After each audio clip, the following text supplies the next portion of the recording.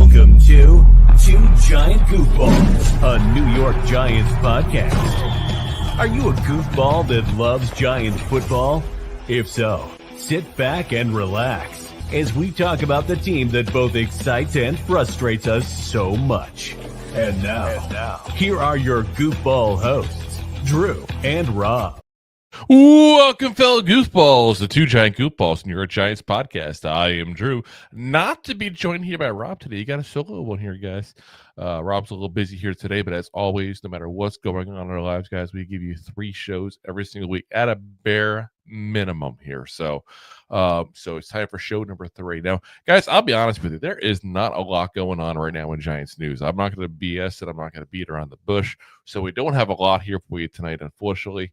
We're definitely hitting the slow time of the year there. Draft is over. Camp hasn't quite begun yet. You know, the next month or so there, a lot of it is rumors, speculation, that kind of stuff. There's what we're gonna have there until that camp starts up here. But like I said, we will give you guys every bit of news that comes out in the meantime here. So first off, the big thing we got to talk about today, I thought was really interesting, and it's something I hadn't really thought about. But the Giants have been pretty good at getting, in the last couple of years on offense, an offense rookie of the years here. We haven't had a defensive rookie of the year in quite a while here, guys. So the question was talked about with Abdul Carter. Could he potentially be the guy to break that streak and be the next, Giants defensive rookie of the year? And this all started because of Shawne Merriman, who was on Good Morning Football earlier this week. And he said, I believe Abdul Carter is going to be the defensive rookie of the year. Just what he can do on the field right now, you can put him on there and he can learn everything else. A guy that is that explosive, you can put him on the field, he's going to make plays regardless. I just like this kid's mentality. And it made me think about it. Like, we've had, obviously Saquon Barkley, is a guy who was offensive rookie of the year. OBJ back in the day, obviously, as well, I believe got it. It's been a while since we've had a defensive rookie of the year. So, it's an interesting thing of could we get that? And the ironic part would be if Abdul Carter was to somehow get rookie of the year, which, like I said, high aspiration. I'm not saying that's his goal necessarily. His goal is just stay healthy, have a good season. And the Giants hopefully have a good season as well. But it's a nice little cherry on top if you can get it. But the last guy to get it, guys, was 1981. Meaning that hasn't happened in my own lifetime. And no, I know some of you saw it there, but, and a lot of you weren't necessarily around for the last time that was. Now, the guy who did that, of course, the one and only Lawrence Taylor, LT himself there. And there'd be a sense of irony since Abdul Carter wanted that number 56 there. And initially that was the number he wanted because he wanted to, kind of pay a little homage to Lawrence Taylor. It's interesting because as an edge rusher, it's definitely a possibility. That's a position that you can get a lot of press and a lot of popularity out of based on sacks. And that's what it's going to boil down to, guys. When all said and done, sacks. And his biggest competition for that position probably is going to be, you got to think, depending how much defense he plays, maybe Travis Hunter, maybe, one of the defensive tackles from Michigan. There's a couple of guys here that really could compete with it. But you got to think on paper, he is the guy you probably would think is the most likely to be the New York Giants, the NFL's defensive rookie of the year. And it'd be nice to break that streak, guys. I feel like I'm kind of spoiled. Like, we talk about all the stuff that ticks us off with the Giants. And guys, there's a lot of stuff that tick us off. But born in 82 myself, I've seen a lot of things with the Giants. I've seen a lot of different awards here. I've seen 4 Super Bowl rings. Never seen a defensive rookie of the year. Now, the amazing thing is, keep in mind, Lawrence Taylor was also named the defensive player of the year in 1981 as well. He wasn't just the best defensive rookie, he was the best defensive player in 1981. So, like I said, there's a lot of aspirations at that point for Abdul Carter to live up to if he wants to say he was even worthy of asking for for that number 56, which again I still think should never have asked for it, but that's in the past now. He's 51 now. He's taking Azeez Ojulari's number. But interesting thing to keep an eye on this year is, can we break that streak? The first time since 1981, getting the defensive rookie of the year to be a New York Giant. Now, it also had some other news coming out there. A guy who was a rookie just a couple of years ago, and Deonte Banks, who's going into a very key year, guys. This is quite possibly the year that's going to determine his entire career, potentially. Comes off an okay rookie year. There's some promise. Didn't look spectacular. Was serviceable most of the year, which as a rookie corners don't always thrive. Takes a little time. So, it's kind of a big thing for him to at least have an okay year as a rookie starting in the NFL. Obviously, took a lot of steps back last year, guys. Had issues with pulled out of a game. I think it was the Steeler game, remember, right? Obviously. New defensive backs coach, and a lot of people are blaming what happened with Banks last year, the reason Jerome Henderson's gone. But, Drew Phillips got the chance to talk to Brandon London about him and really took his back there. And I appreciated that, actually, as, seeing one of the youngins on the roster being one of the guys to stick up for him. He said, you could tell it's different. It's a different Tay this year. I want people to realize he's working and he's getting so much better in every aspect. He realizes what's on the table. So, I'm proud of him, knowing him for a year and seeing how he's grown so far. And, I think it's going to be a good year for him.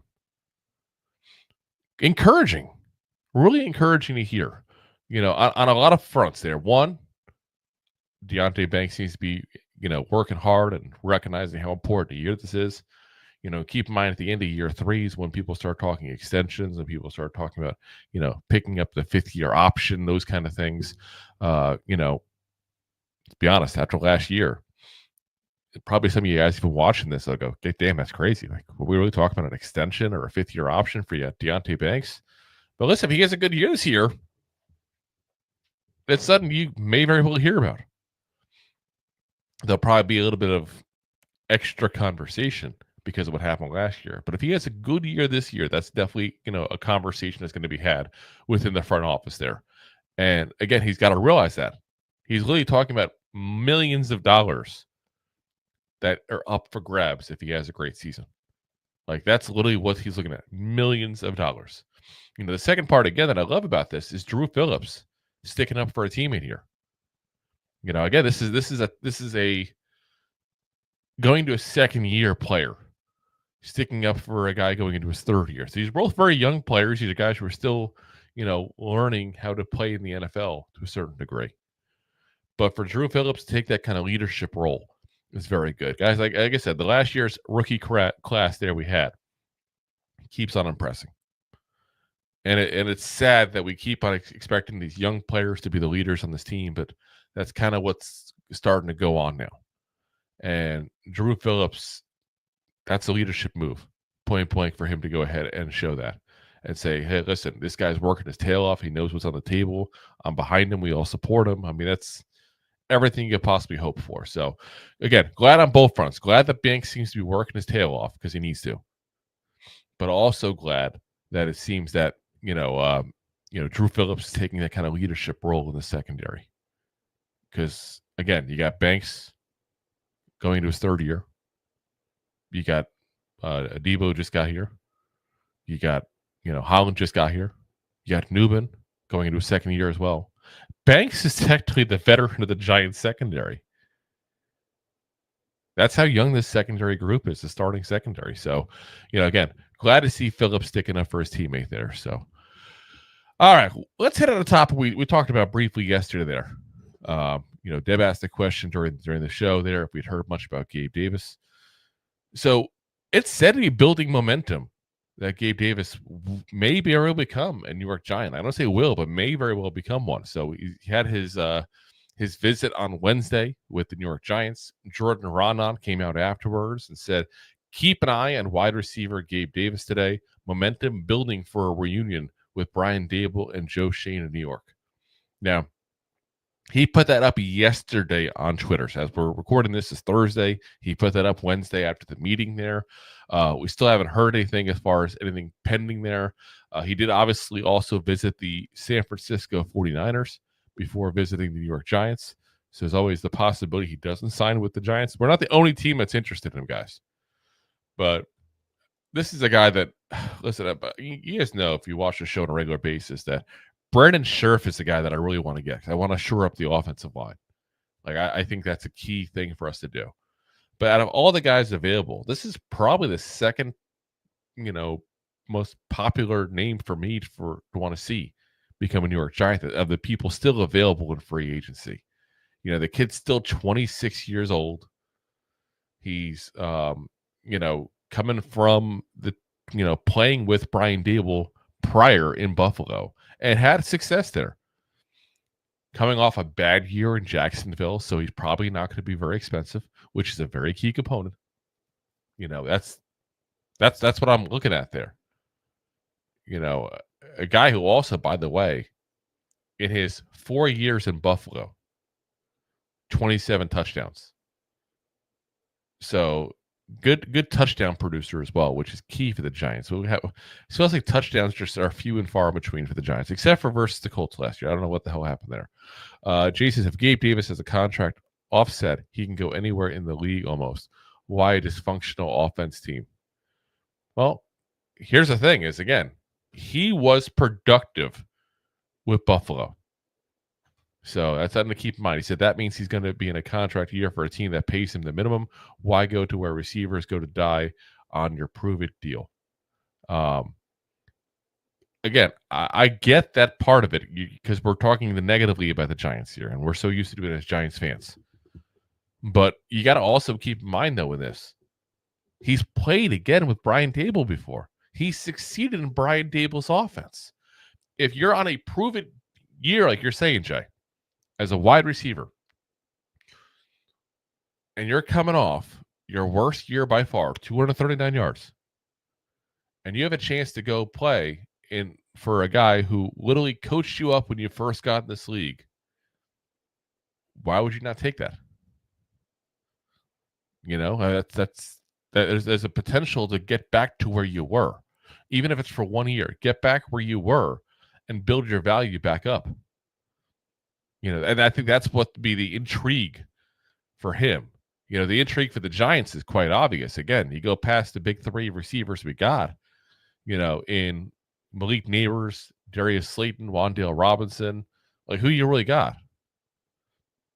Let's be honest. Like, we don't really got much, guys. It's a very thin group, very top heavy. I love the top three. But when you look at past them and you can start going to Jalen Hyatt, Smith Marset, who hasn't been a receiver forever, really. Little Jordan Humphreys, who Denver was glad to get rid of. Like I said, Denver fans were excited. It's one of the things I look at is when a team loses a player, the Giants pick him up. I like to see what does the opposing side say. And that's something that tells me that we probably are not going to be big fans of a little Jordan Humphrey. They complain about his hands, complain about dropping in big moments there. These are people that, let's be honest, again, if you want them on the field and limited sets and stuff like that, great. That's fine. But Gabe Davis is a guy who can legitimately play on the field and provide something. And that's a big thing for me. Deb says, isn't he also known to be a good blocker? Yes, that's one thing as well. He is also very much known to be a good blocker as well. So, I've always been a big fan of receivers that are blockers because a lot of them don't want to do it. It's a part of the position. It really is. It's one of those things that also I feel like tells you a lot about who the person is as a wide receiver. Because the prima donnas are not the ones that are worried about, the blocking part of the game. The people who are the team first receivers are typically the ones that are good blockers. Look at a guy like Hines Ward back in the day. He was a guy who was a great blocker. And by all means, he was a great teammate. He was a guy that, was team first, and that's the kind of thing you typically get of a guy who's known for blocking as a wide receiver. And like I said, I think Gabe Davis is a great fit, guys. I really do. And I'm hoping it gets done. I'm still hoping we somehow get Brandon Scherff as well, because we happen to get both those guys, that's a big boost to that offense. That's for sure. But like I said, that's definitely shoring up a spot that I think we're thin at. Now, again, is it a done deal? No.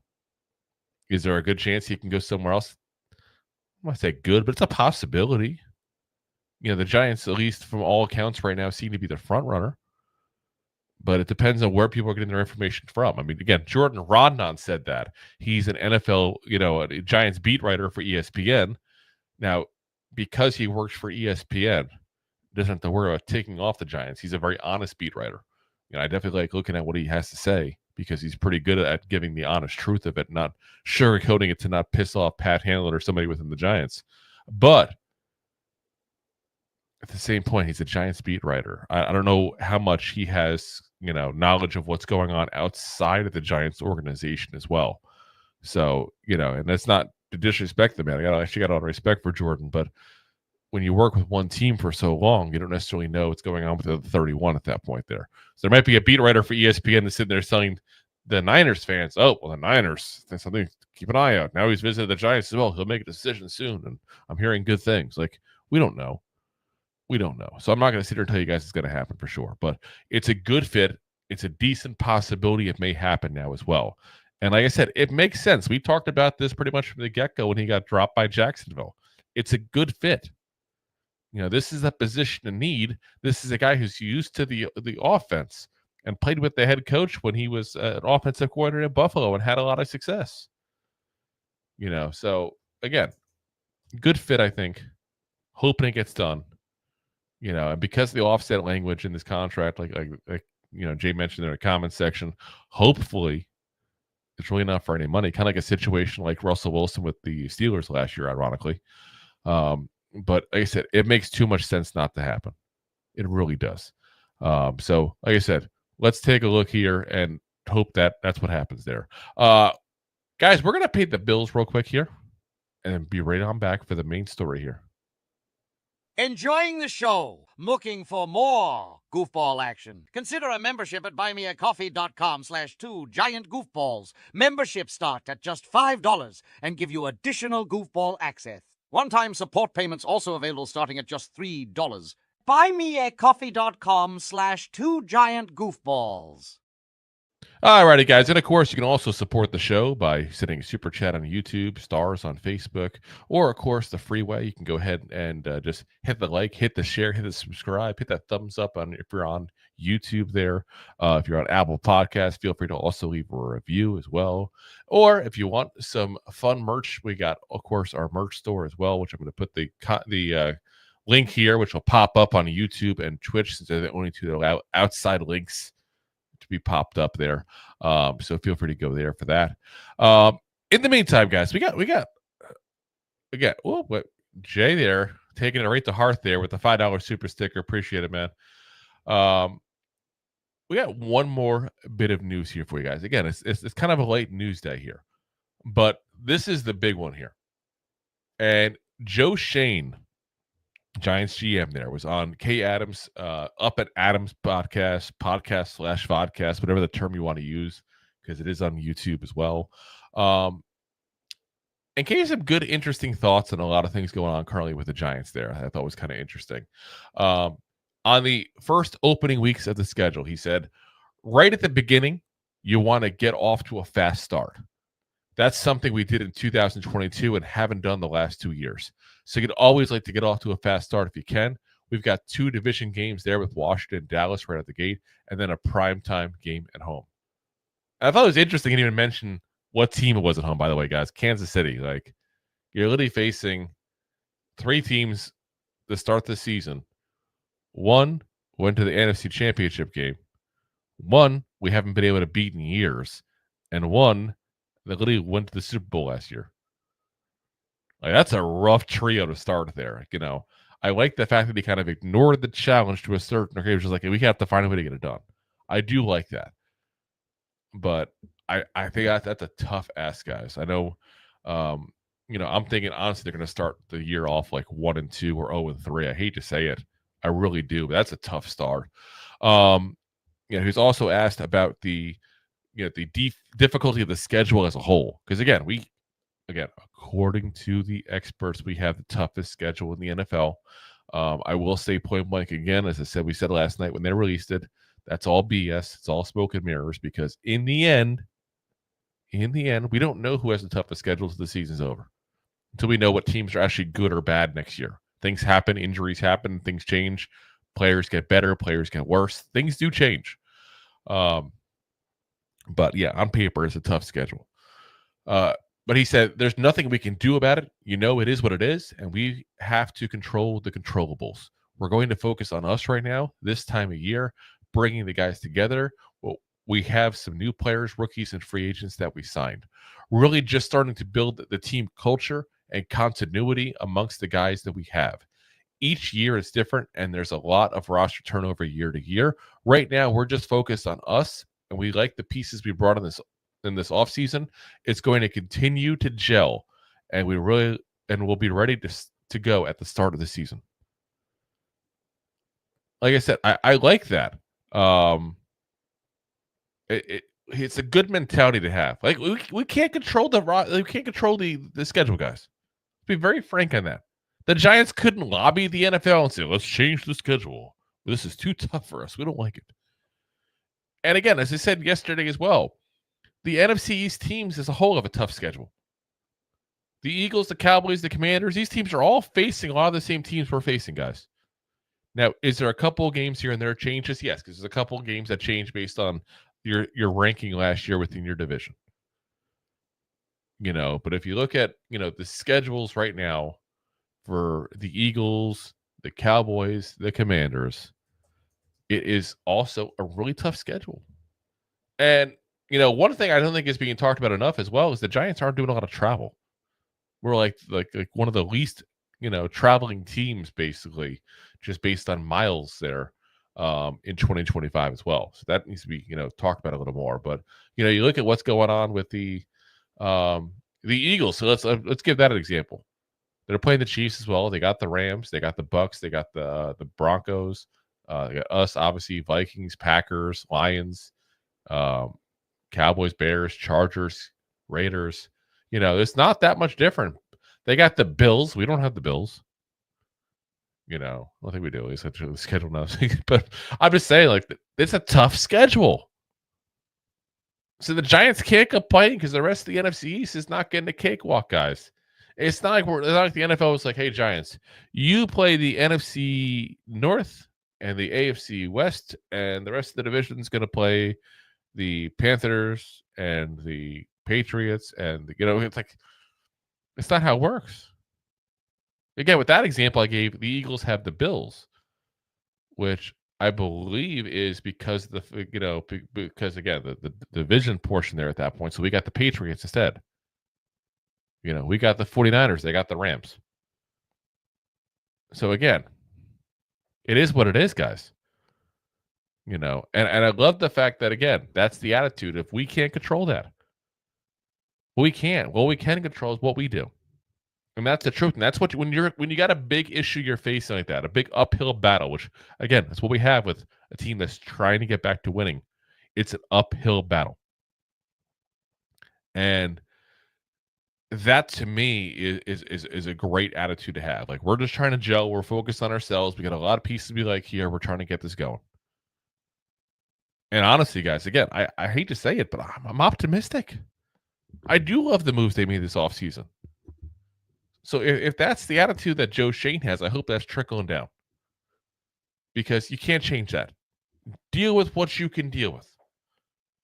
Any of us that have jobs as well, and listen, obviously most of y'all listening probably have a job of some kind. And if you don't, kudos to you. But we all have things we have to deal with, adversities in our career. This is an adversity for these guys. This is their career.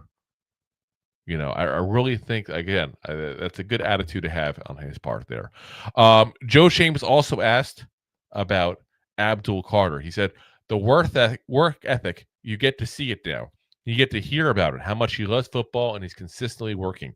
Our rookies are here first thing in the morning. They're the first lift group. So to see him in their building doing the extra field work, you hear about it, but you take a guy where we took Abdul at number 3, and you see a guy that's doing all the right things when he's in the building.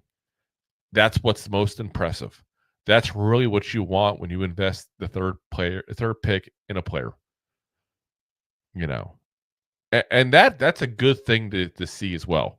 Um, you like to hear positive, but again, Joe Schoen's not going to tell you negative. Let me be very clear on that. Like, Joe Schoen is about as biased a source as you get, obviously, at that point there.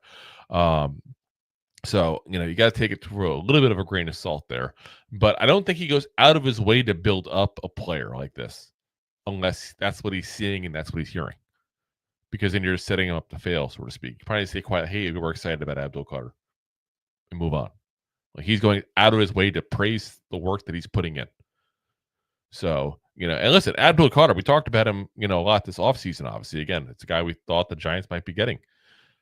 And we had some concerns, but our concerns were the injuries. Our concerns were some of the personality stuff. No one ever talked about him in a bad way as far as his work ethic. And, I'm glad to see that it's good. I just got to hope that, some of the personality issues were kind of overplayed, and got to hope that the injury issues don't pile up. That's the two things we got to see there. On the defense on a whole there, he said, on paper, I like the pieces, but again, we have to come together and gel as a whole. But yeah, Javon Holland, a guy we added from Miami. Javon Holland, a guy we added from Miami, also provides leadership and ball skills. Paulson Adebo is in the same boat. A lot of career production in terms of interceptions and PBUs. It's pass breakups, by the way, and provided some leadership for us.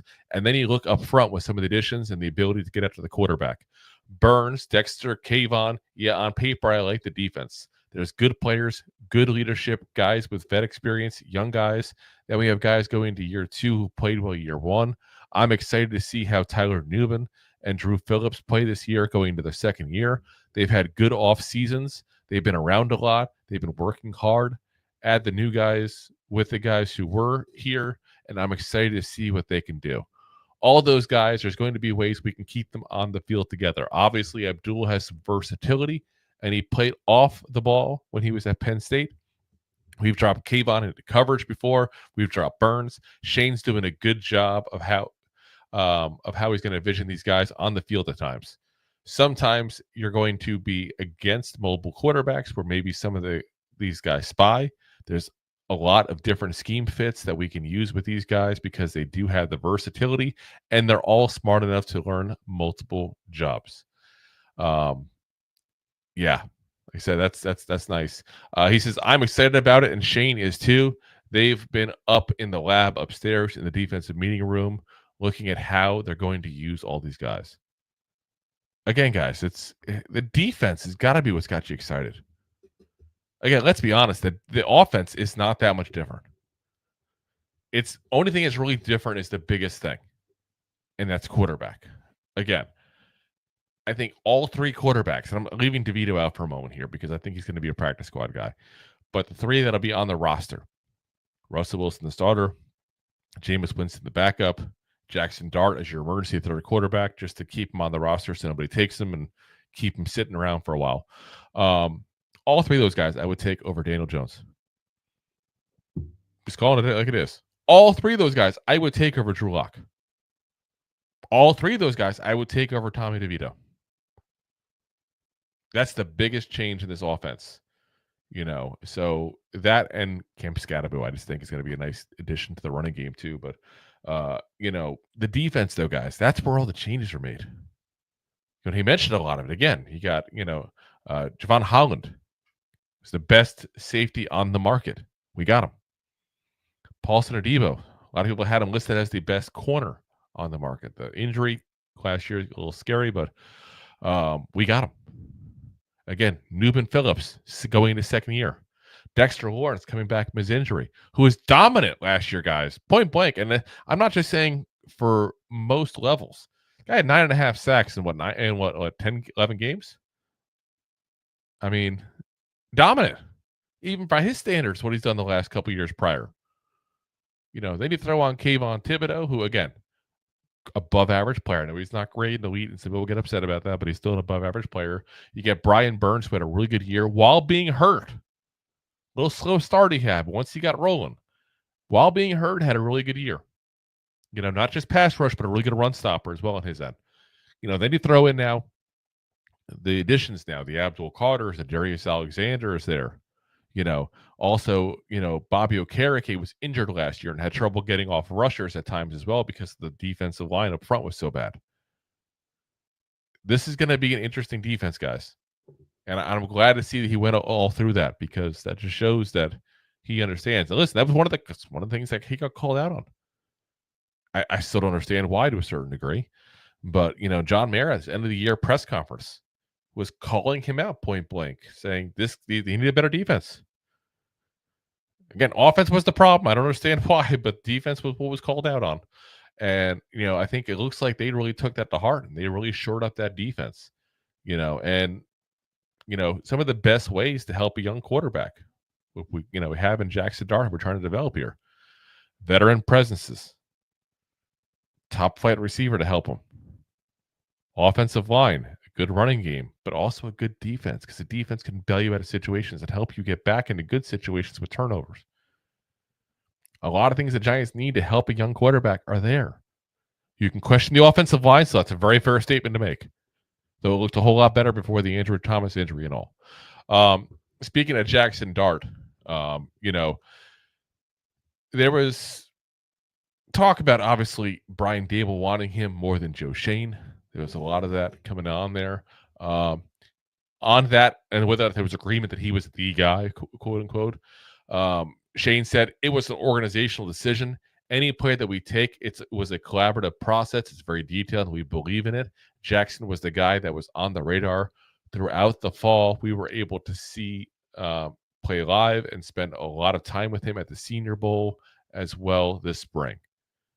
So again, he's going to say that it's a collective thing at that point there. Again, a lot of reports are that Brian Daboll's the one who wanted him really badly.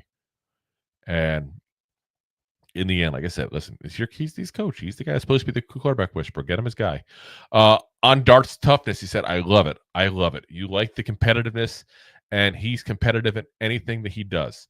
Anything you do, he's uber competitive. We have ping pong tables, pool, whatever it is. He wants to win, and that shows up on film. The way he plays, the energy he brings, the toughness. You see him stand in the pocket, take hits, and deliver the ball accurately. And what really stood out was the leadership. And I think some of that moxie can transcend across both sides of the football, leading not just the offensive guys, but the defensive guys, the special teams, whoever it may be, and truly being a leader of that Ole Miss football team. So interesting, and a really good word of ours is character stuff. And again, I think that's a lot of what we didn't necessarily know before he became a Giant, is some of the character things with Jackson Dart there.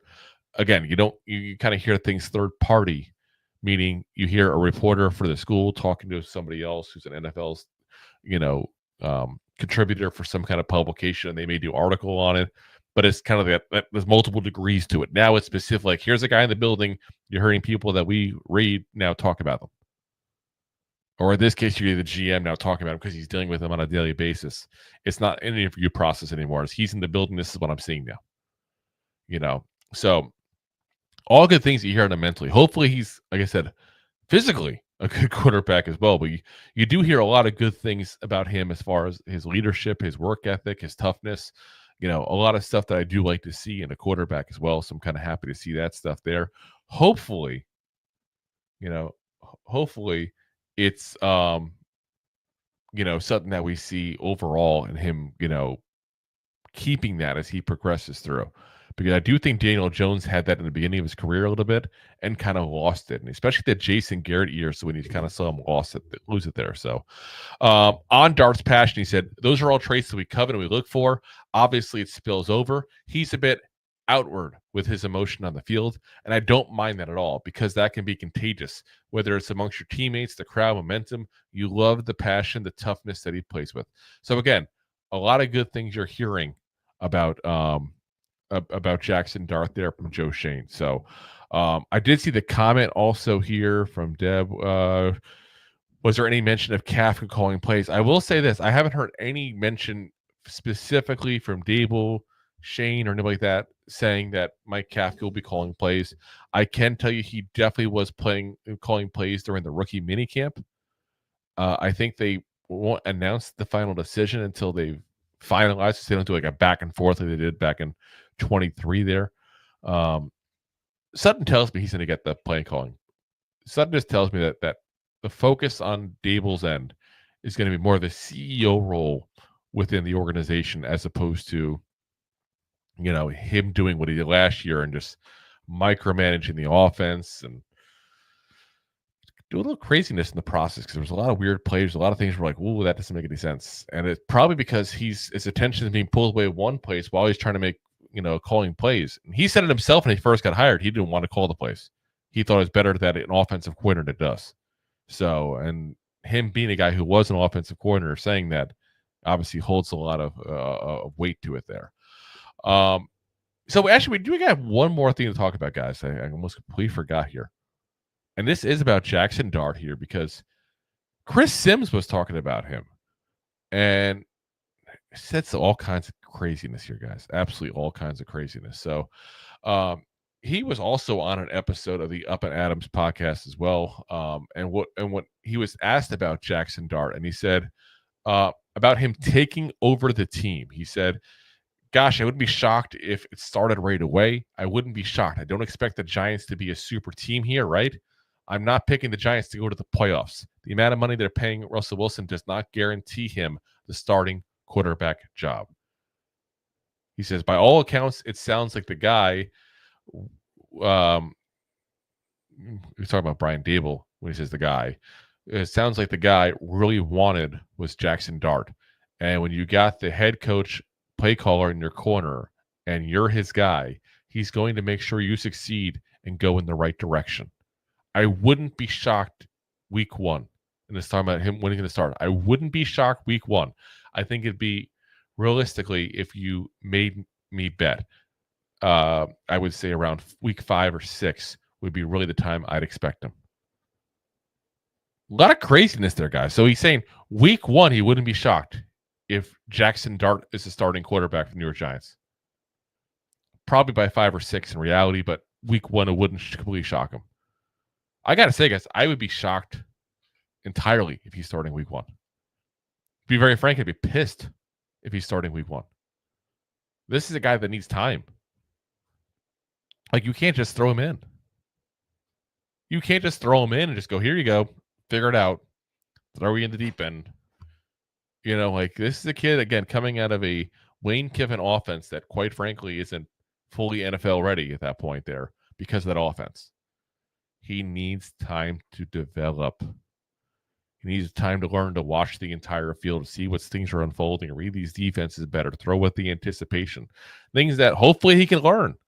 But I'll tell you right now, you're taking a risk if you throw him out there early. And to even say week 5 or 6, even that, guys, that's early. That's ridiculous. If the Giants are failing miserably, let's say hypothetically, let's say rob me or wrong, because you guys heard us yesterday saying be slightly above 500 potentially. Just looking at the roster and what we think where we're at.